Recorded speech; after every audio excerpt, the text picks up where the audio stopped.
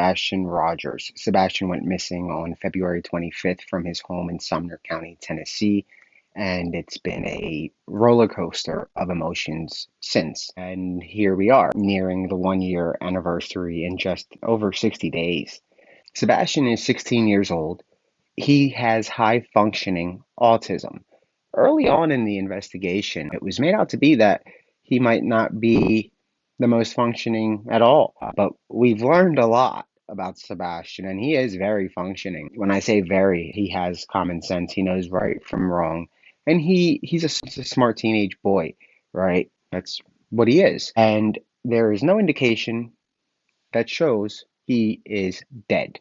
All indicators right now, according to Dog and his team, continue to be that he's alive. If you watch the news, all of the networks reiterate that they are looking for an alive teenage boy, not dead. We want the best case scenario. You don't jump to worst case scenario when there's nothing there. You get to a restaurant, and I always go back to a restaurant for metaphors and comparisons. When you go to a restaurant, you're not going to judge the food in the entire meal when you just put the order in, right? You're going to wait for something to come out, at least a water, and you see something in it and you say, hey, what's this? In this case, it's the same thing as sitting down and you order. In this case, it's the same as sitting down, you order your food, and as soon as the waiter or waitress walks away, you wave down the manager and you complain about the food and how terrible it was and your experience and this and that. And you start describing what was wrong with the food and how it tasted horrible, but the water hasn't come to the table yet. That is really what happened in this case, guys. It's as simple as that. There's no need to go much further than that. You take a step back and you revisit the timeline, and it all adds up rather quickly. But nonetheless, Merry Christmas to everybody that's been following along. I know I don't come on that much, and it's because I'm not a YouTuber, quote unquote. It's more so I use my platform when needed. Even if I was able, which I am, I can go live, I can discuss Sebastian. I'm not saying I can't, I'm not one of those people whatsoever, but there is no need to do that when there are so many great creators keeping his name out there, right, guys? That was the goal from the outset of all of this little whirlwind, was to get the awareness out and keep it out.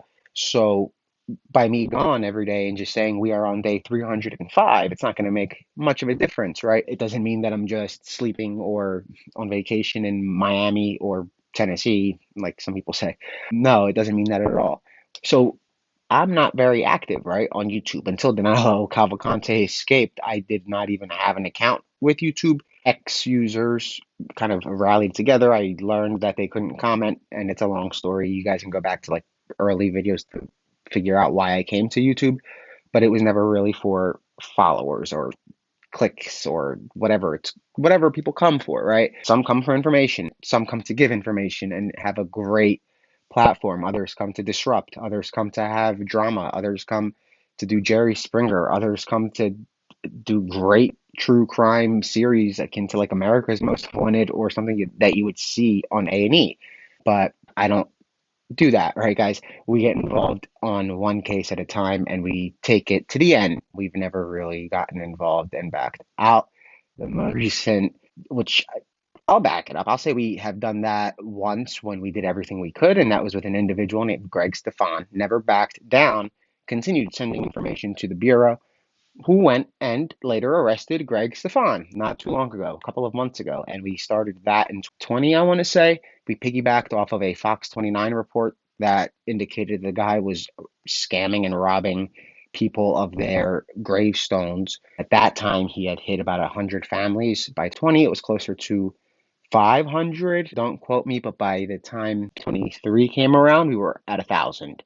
So that's when obviously it hit the wall, and Greg is now the United States of America versus Greg Stefan. And you can also go to like FBI.gov/Stefan Tombstone scam or something like that. Google FBI Greg Stefan and you'll see it.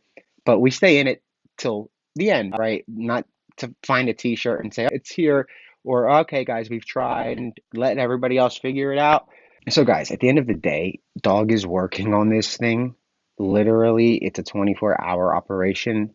every single day. There are no holidays. There haven't been holidays since, I guess it would have been Labor Day. That might have been somewhat of a holiday because it was in between Zimmerman, but right at the end. At that point, we were in the Sebastian case, not publicly, but there are no holidays. There's no time off.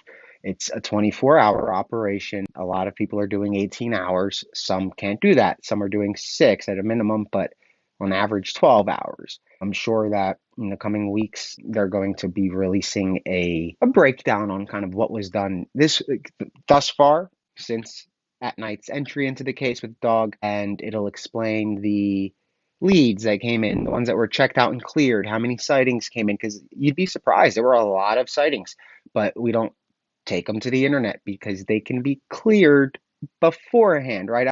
Dog, for example, gets a lead and it's a photo of somebody that resembles Sebastian. Instead of taking to social media, there's an entire chain of command that goes into that little, I'm not going to say little, into that lead, right? It goes from dog straight to a team of analysts, straight to Mr. Rogers.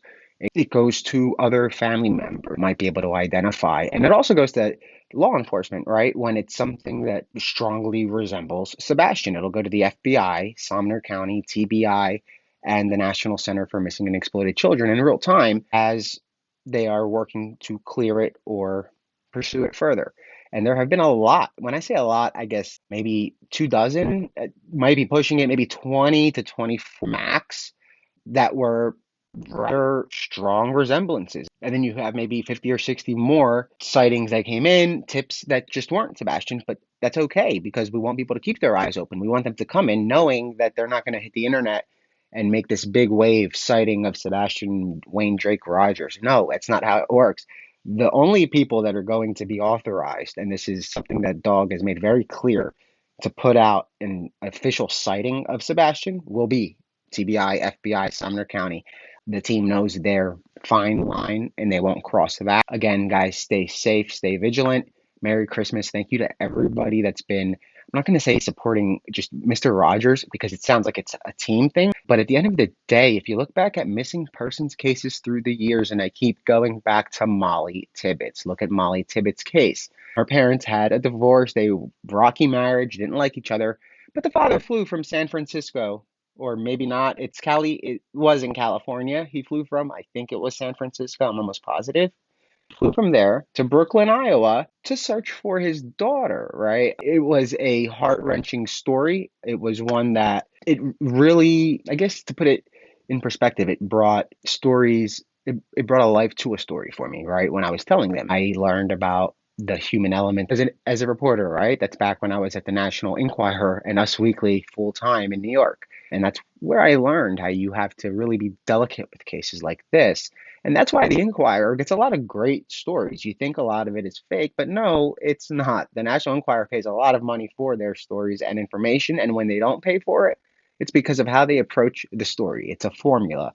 It's a very good formula and it works. And that is why, at the end of the day, when you look at the reason I bring up Molly Tibbetts, they were united from at the outset, and they did not break apart and come together as stuff got rough. That doesn't, it's not right. They didn't. So at the end of the day, guys, it's about Team Sebastian, keeping Sebastian's name out there, keeping Sebastian at the forefront of this. If it goes left field, if it goes right field, if it keeps going like some kind of a game, a football game or a game, it's not going to work. And the reason we say that is because if you look back in March of 24, March, April, May, you're going to see a pattern that we're seeing right now. Ridiculous, and it's just crazy. But yeah, guys, stay safe, stay vigilant. The reason I'm not on YouTube, again, I'm going to reiterate, is I'm not going to come on and cover other topics, other stuff. There's nothing to really discuss. I'm not a creator per se. There are no active manhunts that are happening. And at the end of the day, our goal is to find Sebastian. And I don't want to distract from it. I know a lot of my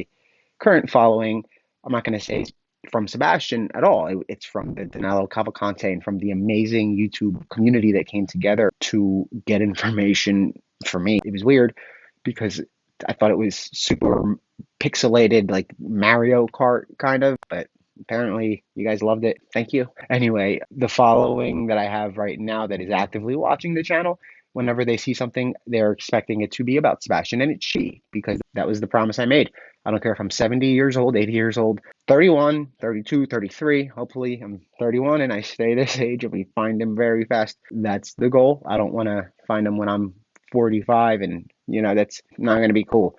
Please, if you see something, say something. Everybody stay united.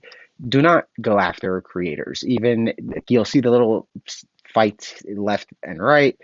Don't give into it. Even if sometimes people, like, you'll see, sometimes I give into it. Sometimes, but I'll admit that I don't cross the line. I don't think, because I get legal advice before I post. But nonetheless, I do get very anxious, I guess, sometimes to hit tweet. But I learned how not to do that. And I learned that back in 2018 when I got the job at the Inquirer. They taught us very good lessons about social media over there at American Media Inc. They know a lot of stuff when it comes to getting stories that others simply will never be able to get, even if they were part of the story. It's weird. They just have their cool reporting tactics. Nonetheless, guys, this is about keeping awareness going on Sebastian. Don't think for a second that means that there has to be drama to get awareness. There doesn't. You can do a live stream where you just discuss what has been done this far, what should be done. Criticize. You can criticize me all you want. I welcome it, but I'm just going to correct you guys. I'm a very low totem pole guy with the company, so it's not like I'm Steve Jobs of it's not. So you can criticize me or do your research and find out how who else, I guess, calls the shots at night, all right? But if you want, you can keep sending it my way because it's you're way off. At the end of the day, stay together, stay united, keep spreading awareness. If you see something, say something. Buy green light bulbs, light America up in green. Continue doing that. Go to your, like Mr. Rogers said, maybe print out 10 flyers and put them up. Anything that you do will help if it entails putting his face out there. Urge more people that if you know people that have a history of like watching YouTube and then emailing notes that they see to authorities. I'm not speaking for them, but speaking from, I'm not going to say from experience, but read the press releases from TBI over the years. One of the big problems is that people watch videos and streams and then they take the information and they send it over by the troves, by the dozens, and it's just overwhelming. And it's not to say that they are pursuing though. What if a very good lead slips the crack because 450 other ones just came in? That's where the problem comes in. And it only takes one to get lost into the mix and revisit it a year later. And lo and behold, they locate Sebastian alive. And we don't want that, right? We want him found now alive. If you look at the case of Amanda Berry, you look at the case where that was out in Cleveland, I believe, Ohio. It's just a crazy, disgusting man, monster, who kidnapped three beautiful girls and turned them into slaves and was able to do it for 10 years.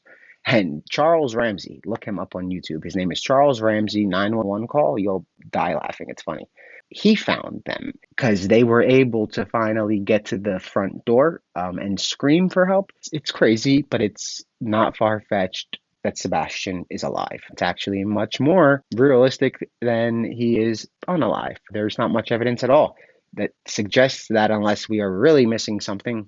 But nonetheless, guys, stay safe. Merry Christmas. Happy New Year. If I don't see you before, then you probably will, because I'll come on and say Happy New Year. But thank you and Merry